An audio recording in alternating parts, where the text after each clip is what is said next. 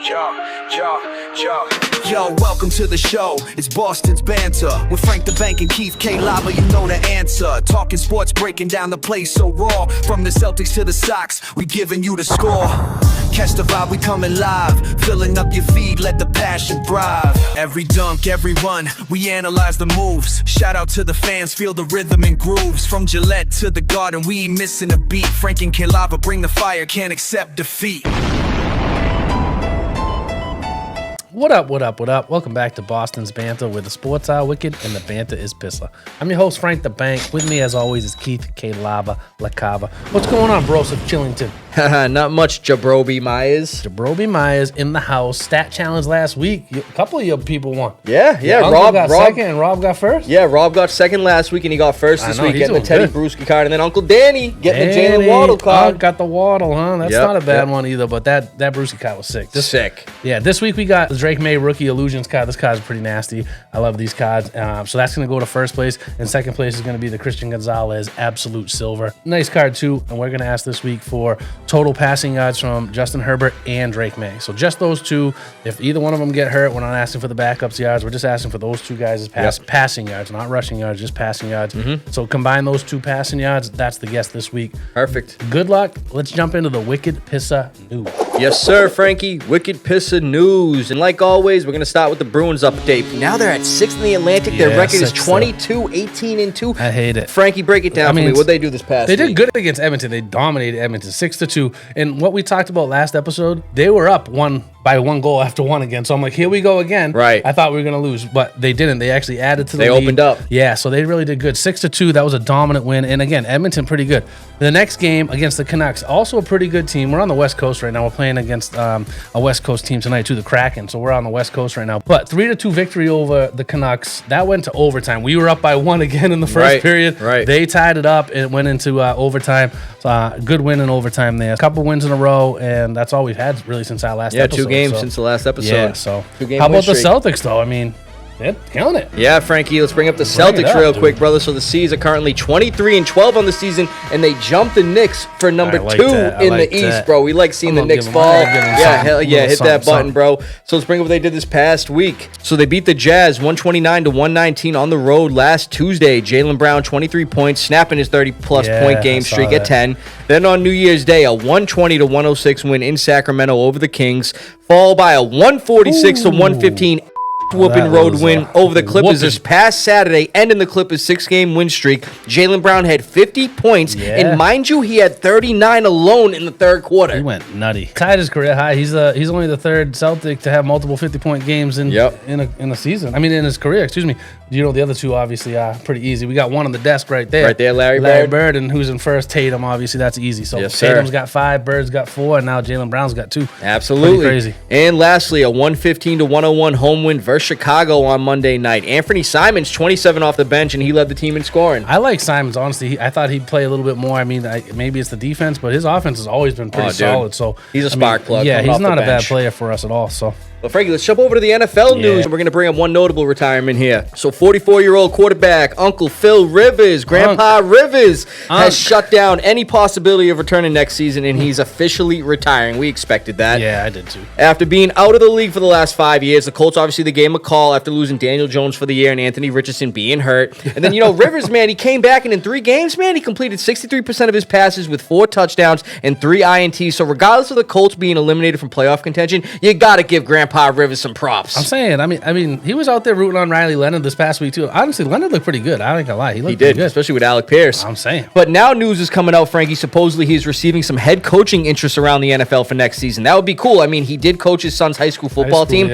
leading St. Michael Catholic School to an undefeated season and a semifinal appearance in 2025. Yeah, why not? I mean, dude, he played last year. Got the experience, you know what I mean? And I guess there is one team they're not naming that's actually trying to set up an interview for him next season. Probably the Browns or somebody. He's a little bit crazy, but hey, sometimes that's what you need. He'll be talking just like he did when he was playing. He's a shit talker. Absolutely. That's a fact. So from one notable player who's hanging up the cleats to another one who's still playing, man, he broke a long-awaited record. Bring it up real quick. So Browns defensive end Myles Garrett sets the NFL single-season sack record with 23. And Frankie, we got the clip. Let's show it real quick. Yeah. First down. Burrow, he's under pressure. He's sacked. And there it is, a record that has stood nearly a quarter of a century has a new leader as 30-year-old Myles Garrett records his NFL record 23rd sack of the year, passing Michael Strahan and T.J. Watt on the all-time list. So the record was originally set by Pro Football Hall of Famer Michael Strahan in 2001 and matched by current Steelers edge rusher T.J. Watt in 2021. Yep. And Frankie, he almost didn't get it. Before this past Week 18 win versus the Bengals, he had a combined half a sack the last 2 games, and with roughly 5 minutes left in the fourth quarter, he got to Joe Burrow to get the record. And look at this clip of Shelby Harris high-fiving the ref after he did. He high-fived the ref, bro. They were all awesome. Gassed for him. That was pretty cool. The guy had 5 against us in a single game earlier this year, as we remember. I mean, he was putting Will Campbell to work. He's one hell of a player. Congrats to him. You know, I'd love to see him go to a good team and get a ring soon. He deserves it. I'm saying he's nasty. He's a good player. It's one of those things, too. He wanted to get it before the 18th game because obviously the extended schedule, that's going to always have an asterisk. Yeah. Michael Strahan already said something about that. Of course he did. So at the end of the day, the kid's nasty, though. He's a first ballot Hall of Famer. Well, at 30 years old, the guy has 125 and a half career sacks. So get my guy on a good team. I mean, come to New England. I would love to see him here. That's what I'm saying, bro. But Frankie, from one record, you know, all pass rushers they want to break, to another record that no defense wants to be a part of. This is crazy because I texted you about this. Yeah. And I was like, we're bringing this up. And I love that it's unless they got a pick against the Bills. I was saying, it's unbelievable. New York Jets did not have a single interception all season long. Even with the extra game, it's just crazy, though, to think about that. All the interceptions that happen, even by, like, accident. You know what I mean? Like, just the ones tip balls that fall into people. Like, the McCaffrey one this past week and just fell right into the lap of the defender. It's like nothing. Not a single interception. And they traded Sauce Gardner mid-season, too, which is one of their best corners. He was there half the year. They had 0 interceptions as a team. You know what's crazy? It never happened in the NFL until now. And they started recording interceptions back in 1933, so that's just crazy to bring up that when they started recording interceptions, and now this is happening. But Frankie, their head coach is a former defensive back. I'm saying that they played so badly this year. It was insane. And they play against Tua twice a year. I just insane. That is insane. If you took that prop every single week, you would probably be a millionaire right now. Absolutely. If you just kept doubling your bet, because that's never even came close to happening. Gross. It's unreal. Yeah, they got to figure it out over there in New York. Aaron Glenn could be on the hot seat after 1 year. I'm surprised he's not.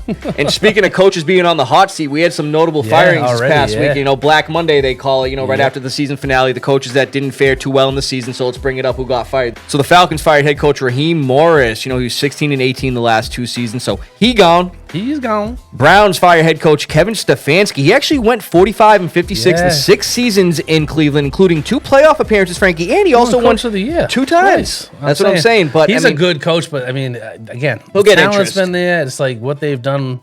I don't know, that the whole Deshaun Watson thing, I wouldn't blame it on him so much as the GM, but at the end of the day, it's like, I don't know. And this is what happens when you tank willingly. The Raiders fired head coach Pete Carroll after 1 year into his 3-year deal. And like I said, man, they got the worst record in the league, and they willingly tanked. We want to get the first pick in to sit Max Crosby, who now wants to look for a new team. Yeah. So not setting them up for the future. I mean, again, if I'm a GM or an owner, I don't want to win those games. We talked about it last year when the Pats had a chance. You can't willingly admit. I mean, you can't say it. You're not supposed to say it, but at the end of the day, it's like you want that first pick. You do. Know what I mean? But he ain't going to be there to enjoy it. I know. It's kind of crazy. I mean, you got to give him a little bit more time. He came into a sinking ship anyway. I mean, that team was terrible. I don't know, man. That team, I feel bad that we lost to them week 1. I don't even know how that even happened. Yeah, that's seriously. Crazy. That's the difference between us having the first round bye and not. It's gross. Yeah. Cardinals fired head coach Jonathan Gannon after ending the season on a 9-game losing streak. And peep this clip from a team meeting this past year. Good to see everybody's faces. Who drove over here?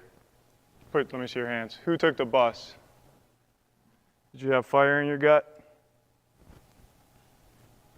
Did you? We're here for a reason. Don't get that twisted. Okay? We're here for a reason to win games. So if you didn't have that fire in your gut, you better light the fire pretty fast. Okay? So everyone's on time. Everyone's got fire in their gut. Dude, that dude didn't sound motivating at all. He's like, you got that fire in your gut? Yeah, no, that's like crazy. You can see the look on the players' faces too. They're like, what the is this guy talking about?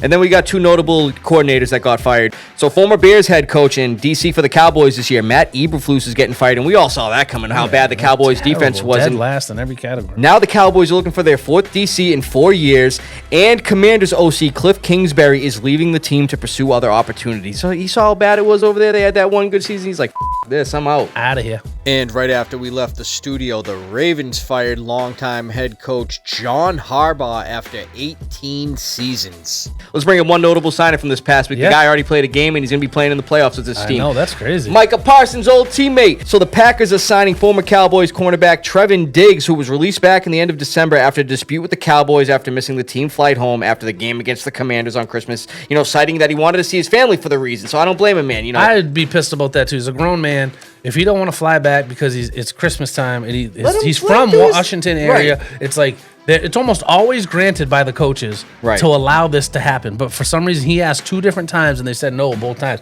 I don't understand why. I would have been pissed too. You know what? Get out of it. And he's one of their best corners. That's talking about how bad they've played. That's insane. Now he's on a playoff team. Yeah, exactly. Same where Micah is now too. Obviously, Micah's out, but it's like 2 of the guys from Dallas are now in Green Bay for next year. Just back in 2023, they signed him to a 5-year, $97 million extension with $42.3 million guaranteed. And he only had 3 INTs since signing that extension and hasn't played a full season since. But, he's in Green Bay now. We'll see how he does. Yeah, absolutely. And then, Frankie, we got a few notable injuries from this past week. 2 guys that are out of the playoffs and 1 who's still currently in the playoffs. So let's bring it up.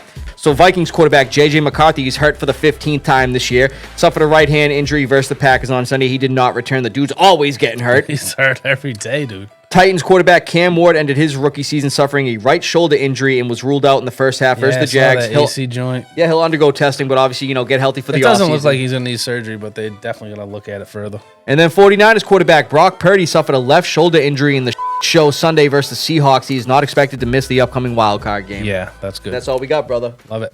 Another great Wicked Pissah news. Let's get into a Foxboro Focus. You already know what time it is. That's right, Frankie. Obviously, wanted that #1 seed, but we're in the playoffs, man. Buddy. We got the wild card coming up. But before we get into the wild card, the upcoming matchup we got with the Chargers, we got to bring up some news that happened right after our episode last week. Right after, I know. Literally 2 in 1 week. Pats defensive tackle Christian Barmore is facing a misdemeanor domestic assault charge, 1 count of assault and battery on a family household member, supposedly stemming from an alleged August 8th incident. He's scheduled to be arraigned on February 3rd, which would be 5 days before the Super Bowl. And apparently the alleged victim was in a relationship with Barmore. And according to court docs on December 4th, the victim emailed police stating she does not want to move forward with charges. But then this comes out of nowhere. What the is going on? I don't know. This whole thing's just wild. It just magic how it happens right before the playoffs. That's what I'm saying, bro. It's like, what's going on? He had a sack this past game too. Yeah, no, I don't know. Him and Diggs caught a charge or something. We'll see. We'll see what happens with that, bro.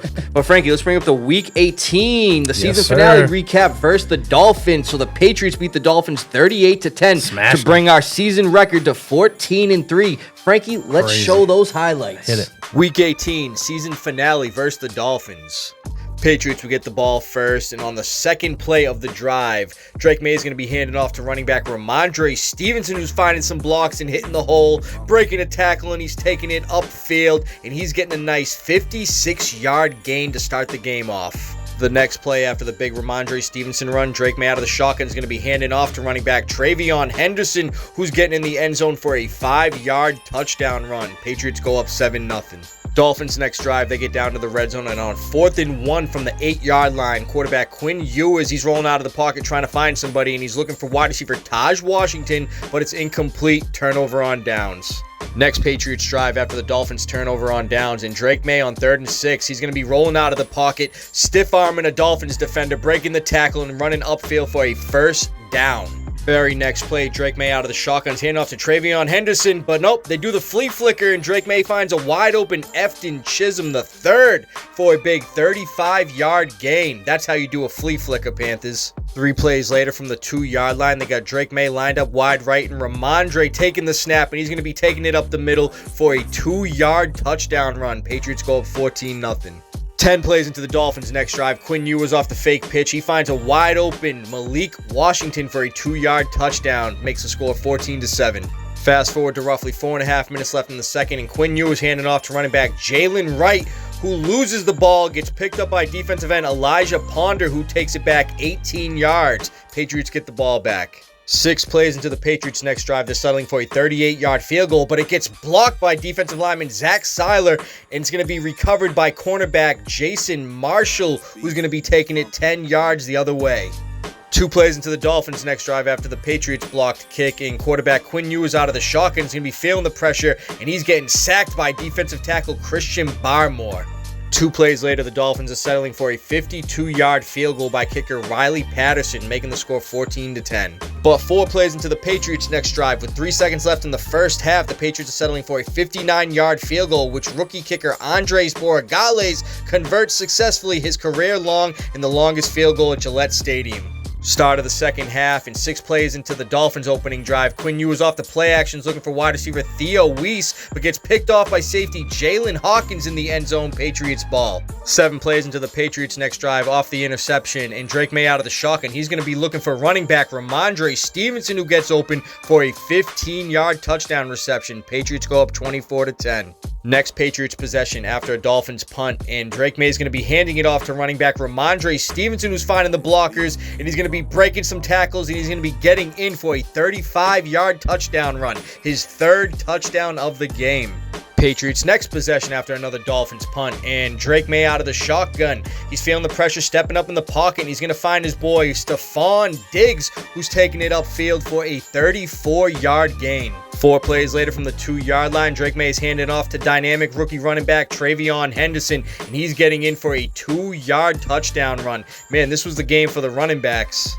Fast forward to 8.5 minutes left in the 4th quarter, and quarterback Quinn Ewers out of the shotgun. He's feeling the pressure, and he's going to get sacked by edge rusher KLava Chason. There were no more highlights to show. The Patriots kicked butt, winning 38-10 on home turf in the season finale, bringing their overall record to 14-3. We ready for the playoffs, baby.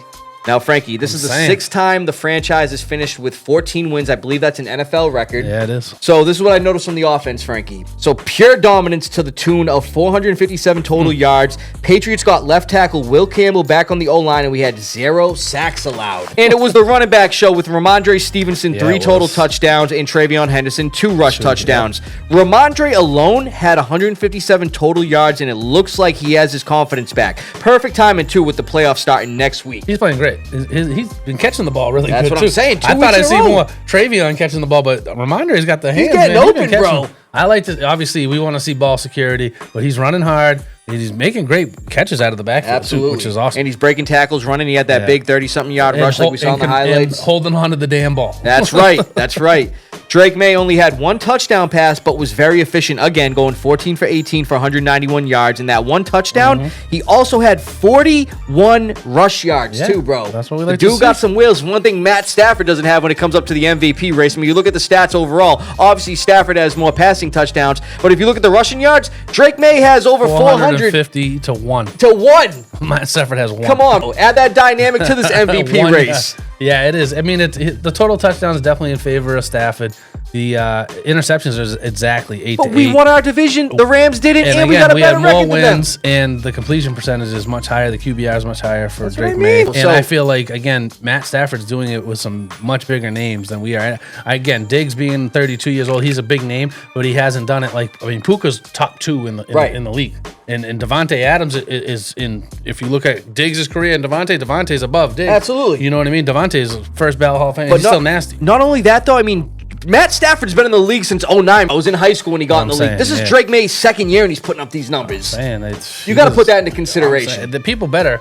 I mean, even if he gets runner-up, he had an amazing season. Absolutely. But I still obviously think doing it with less and what he's done with in terms of completion. 3 losses. I don't care about the schedule, bro. Yes, sir. The offense is entering the playoffs on a high note, Frankie, with 3 straight wins in the last 2 games being nothing but dominant. So absolutely, let's hope it translates up into this playoff game. I like that. Bring up what I noticed from the defense this past week. The Dolphins made it a 14-10 game towards the end of the first half before kicker Andres Borregales nailed a 59-yard field goal, the longest field goal in Gillette Stadium history and his career high. And the Dolphins didn't do from that point on. Yeah. In the second half, the Pats defense held them to 5 punts and an interception, including 3 3-and-outs. The Pats held Quinn Ewers in that offense to 180 total yards. They forced 2 turnovers, a fumble, and an interception. The rush defense got the likes of big defensive tackle Milton Williams back, and the Pats run defense held them to 63 total rush yards. So we're starting to see that dominance again. I mean, he's back on the lineup, and we talked about that. We missed him a lot because, I mean, if you look at what they did in the first, 8 games of the season, they only averaging about 75 yards a game on average rush yards that they were giving up. The last 9, it was over 130. It was rough. It was 135. Especially So without Milton him, came back, and right. obviously we're under that average again. So it's like that. We need that for the playoffs. Him, Tonga, and Barmore are going to be essential to the run. This unit will be at full health with Spillane, Landry, and like I was just talking about with Tonga, coming back for the playoff matchup this weekend, Frankie. I love it. And speaking of this weekend, bro, let's bring up the upcoming wild card game versus the Chargers and Herbert the Herbert. You know how I feel about him, bro. Oh, you better be right. I'm hoping. Yes, I'm hoping sir, he Frankie. keeps it up. Yes, keeps sir. choking. You already know how he does. Let's bring it up, bro. So the Chargers lost in Week 18, 19-3 to the now number 1 seed Broncos, but they had none of their starters in, so we just got to bring it up what they did this past week. You know, no Herbert, no Hampton, and the other starters in there. Like Keenan Allen played. He got his money. Yeah, he got his money. I mean, that's why he played, Yeah, obviously. He was out there. In terms of overall ranking, though, the Chargers have the 12th overall offense, the 15th pass offense, the 12th run offense, and the 17th scoring offense, going against the Patriots, 7th overall defense, 10th pass defense, tied 7th run defense, and 5th scoring defense. So I think that's going to fare well for us. I like it. Mind you, the Chargers do have a good defense, 6th against the pass and 9th against the run, allowing the 7th least points per game, but they'll have their hands full against our 4th ranked offense, 3rd ranked pass offense, and high scoring 5th ranked scoring offense. But regardless of rankings, Frankie, like I was just talking about, Herbert's history in the playoffs alone will play a big factor in this game. Herbert has 2 touchdowns and 4 interceptions in his 2 playoff appearances, and he also blew a 27-0 lead versus the Jags in 2023. Yep. And mind you, in one playoff game last year, he threw 4 interceptions after throwing only 3 in the whole regular That was crazy. season. I remember that. And that was with a healthy O-line. One thing he's not going to have in this matchup. Yeah, they're all banged up. You know what I mean? I think we make it tough on him, and the Pats offense gets creative against their defense. And Frankie, obviously with the prediction, I'm taking the Patriots. I'm taking the Patriots too. We're at home. Yeah, we're at home. We're actually 3.5-point favorites on FanDuel right now. So 46.5 over under is what they're looking for, the over under on that. Which I mean, that's kind of I like it. I like that number too. So I mean, yeah, we should definitely take down these guys. Sunday night. Wish it was on Saturday night, bro. I know it's crazy. You know I'm gonna try to go. I'll let you know. I'll get some pictures if I go. Let me know, bro. Let me get some tickets. Let's go, baby. Let's go. Another great Foxboro Focus. Let's get into a playoff payoffs. Our first one of the year. Yes, sir, Frankie. Let's go. This year, I'm bringing up my anytime touchdown predictions I like and what these. they could pay couple out. of long shots here, too. I like this, That's too. what I'm Let's saying. get You know, it. not naming some of the guys you'd expect to pick that ain't going to pay out too some well. Differences, definitely. Absolutely. So, Frankie, number 1, I'm going to go with Bills wide receiver Brandon Cooks at like the that. Jags. He's been hot. He's plus 550. Obviously, these are subject to change, but as of right now, he's plus 550. Having Josh Allen as his quarterback certainly helps, and Cooks, being the veteran he is, will come up big in this game. He was inactive in this past Sunday's season finale versus the Jets, but this week before in the loss versus the Eagles, he was targeted 6 times, and he made 4 catches for 101 yards, and that was against a 9th-ranked Eagles pass defense. And this week, Frankie, he has a 22nd-ranked Jags pass defense.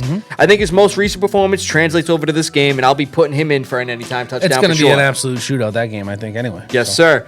Number 2, I got Rams tight end Terrence Ferguson at the Panthers, and right now he's a plus 850. Started off the year in a non-existent form, but the 6'5 tight end has found a home and rhythm in this offense. Another guy who was inactive last week, and that tells me the Rams want him healthy and rested for the playoffs. His previous 2 games played, a touchdown in each game, at least 4 targets and 30-plus yards, one being over 50. I believe he can get in the end zone in this matchup versus Carolina, considering they've allowed tied 7th most touchdowns to tight ends. Look what they allowed Cade Otton to do last week. Yeah, he went crazy. You know what I mean? 9 catches, 94 yards, and a touchdown. And they allowed the 6th most yards to tight ends. Another guy I'll be having in my anytime touchdown parlay. You best believe it. I like that. And then number 3, I got one of our guys, Pats wide receiver Kyle Williams versus the Chargers, who's plus 700 right now. That's cool. These playoffs for the Patriots scream next man up opportunities with wide receiver Mac Hollins slated to miss the next 2 games. Before this past win versus the Dolphins. Williams had 8 total targets the last 2 games to go along with 66 total yards and a touchdown. Now, the Chargers may have a decent secondary, but I could see the speedster Williams break free and catch one of Drake May's deep ball dimes for a touchdown. Yep. We've seen that all year with Kyle Williams, always getting one short pass he took to the house for 70 yards, and his other 2 touchdowns were perfect floaters. They got him streaking down the field. Love it. Williams has constant big play potential every time he's on the field. The kid averages 20 yards a catch, and all 3 of his touchdowns, like I said, were of 30-plus yards, one being 70-plus. Get Williams on your anytime touchdown list. Like he said in the offseason, he looks at every pass like a bag of money and to never drop it. Well, hopefully he can win us a bag of money this weekend, Frankie. Good stuff, man. And Frankie, let's hear those FanDuel picks of the wild card weekend. So these are my picks. I mean, I'm going to run through the whole thing. You can take a look after, but I'm just going to give you everybody. There's not obviously a lot of games this weekend. So Jalen Hurts, San Francisco has looked terrible against quarterbacks the last few weeks, and they're all banged up. He's 8,200. He's averaging over 19 points a game fantasy. I took McCaffrey in that game. The Phillies' run defense has not been that good. They're like 23rd in the league, so he was 9,500. And then I took Barkley in the same game. Again, I feel like that game could be a shootout. The defense is obviously the secondary is pretty good for Philly, but the run defense isn't as good. But I feel like Barkley and Hurts going to have a big game. So some of my discounted guys, I went discounted receivers. Brian Thomas Jr., 5,900, again, against Buffalo. I feel like that game could be a shootout too. I took Booty in our game. Keyshawn Booty came back. He only played a little bit, but I think he's rested now. I think he's going to go off 5,700. And I took Brandon Cooks, somebody you just talked about. He's only 5,300. He actually played really good the last couple weeks with Josh Allen. They seem to have a chemistry there. I also took Dalton Kincaid in that game. Jacksonville's not very good against tight ends, so I took him. In flex, I took our boy Travion Henderson. He was only 6,800. And I took the New England Patriots defense at 4,800. They were the highest, most expensive defense. So that's my team, guys. Hopefully the Patriots take it down. Hopefully we win some money. Yes, Good sir, stuff, Frankie. man. I love it, Frankie. Let's jump right into the lava ram. Keith, you took me down, man. Hey, Frankie, you got me last year. I got you this year. I'm just giving you $50 back. Yeah, I mean, I got to Venmo you that. Hey, bro, 1-1, though. We've had 2 seasons of our show, so, I mean, we're looking for the tiebreaker. I went off the reservation last week. I took some crazy games. Actually, some of them won. Like, the Giants won, the Browns won. Like, I was like, Washington won. I didn't take Washington, but nonetheless, some crazy games. But so, Frankie, let me bring up the records from this past week and our overall records to finish the season. Good. So NFL weekly picks, week 18. Frankie, you went 9-7, bringing your overall and final record to 172, 97, and 1. Not bad. I went 10-6 last week, bringing my overall record to 177, 92, and 1. Good job, man. And then Ryan last week, he went 10-6. Yeah, Ryan did good too. Good job, Ryan. Yes, sir. So, hey, Frankie, let's get into those wild card picks. You name them, we'll predict them, brother. It's going to be a fun weekend. I'm going to talk about this game for a minute here. Rams going to Panthers. So before we even predict, we're both saying the Rams, I'm sure. But I'm saying the Panthers are home underdogs. 10.5 points they're getting at home. They shouldn't even be in the playoffs I agree. Right now. So of all the things that I've seen, this was kind of the funniest. So this year, the Panthers were a minus 69 point differential in the season. So they actually gave up 69 more points than they scored this year, which is the most in history of an NFL playoff team. All right, so that's how much more points they gave up than they scored, first of all. There's only been a few other teams, 4 to be exact. The Panthers were one of them, to make the playoffs in NFL history with a losing record. Only 2 of them have won games. Actually, the Panthers won a game as a team that made the playoffs with a losing record. And then the Seahawks beat the Saints. Yeah, Marshawn Lynch beast mode game. Huge upset. But they didn't get past the second round. So that was as far as both of those teams went. But this will be the 5th time in history. They don't even deserve to be there, bro. I agree. It's kind of crazy to see this. But I'm sure you're taking the Rams. I'm taking the Rams too. Absolutely. The Panthers played 7 playoff teams that are in the playoffs this year. They went 2-5. So in those 5 losses, they lost by an average of 14 points. This was this season. So it's they're going to lose by 40 this week. Yeah. The next game, kind of interesting. Packers going to the Bears. We saw that game a couple weeks ago, right? Mm-hmm. The Bears are home team underdogs right now. They're getting 1.5 points currently on FanDuel as of today. Mm-hmm. So very interesting game. Packers are banged up. I know they rested some guys, though. It's going to be a really interesting game. Who do you got in this one? I'm taking the Bears, Frankie. I got the Bears circle, too. Ben Johnson in that offense, bro, he's got them clicking, and I think that they light up the Packers. If Mike is there, I might be saying something different, honestly, but that's such a big loss for them. Mm-hmm. Green Bay seems to do this every single season, right? They start off like the best team in the NFL, right? Last year, same thing. They looked unstoppable. This year, they looked unstoppable, right? banged up at the end of the year, they lose the first round, maybe second round. This could go either way, but I like the Bears. They beat them already, and it's at home. Again, it's one of those things, and the Packers just lost Micah, and they had Micah a couple weeks ago when the Bears beat them. So yeah, I'm taking the Bears. Yeah, I'm taking the Bears. Bills going to the Jags. The Jags are home team underdogs too. So 3 games in a row, they're getting 1.5 points too, which crazy. I don't know how that is. I mean, I don't know. What do you like here?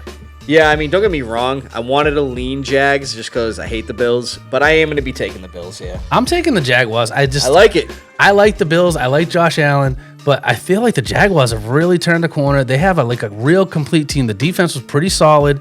Their offense looks great. Yeah, it does. I mean, since they added Jacoby, right, Myers, it's been unbelievable. So I don't. ETN's been running hard too. ETN's good. Brenton Strades came back. Parker healthy. Washington. Parker's there. Brian Thomas Jr. Jacoby Myers. I mean, they have a good team. Even Tootin, their backup running back's not terrible. So absolutely. I don't know. I like the Jags. I'm gonna go with the Jags just because they're at home. I'm definitely taking the 1.5, if not even teasing it up a little further. Right.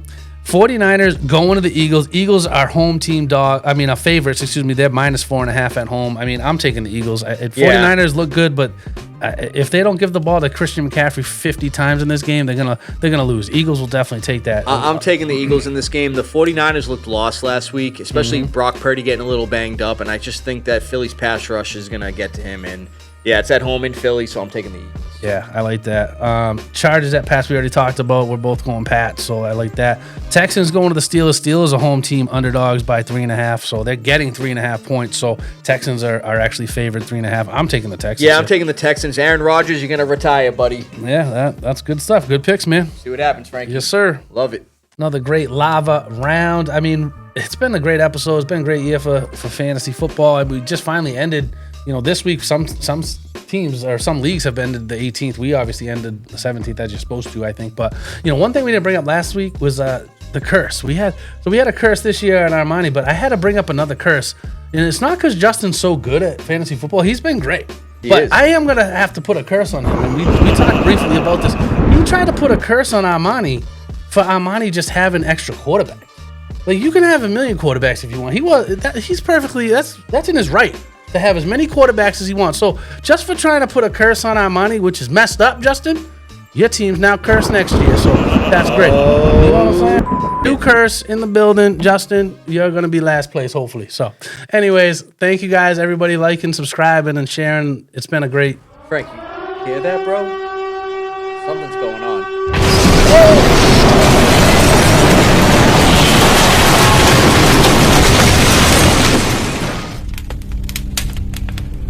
Frank, what the hell happened, dude? I don't know, man. Something just hit the building, bro. It looked like a meteor. What the hell is it this You know week? what it is. Greenland 2 comes out this week. That looks great. Greenland 1 was awesome, actually. I'm surprised they made a second one, but it looks awesome. Yeah. Frank, is that a monkey? Yeah, it looks like a monkey. Looks like he has like a voice box or something. Frank, bad. Keith, bad. I don't like that, Frank. Frank, what the hell is this all about? This is actually a double feature this week. We got Primate coming out this week also. Also looks pretty awesome. I'm not bad. I know you're not bad. Yeah, Frankie, this place is trashed and that monkey's freaking me out. How about we get up on out of here? From Beantown to your town, stay Wicked Pissah. From Foxboro to your bro, thanks for listening, everybody, and we're going to see you next week. Frank, watch out!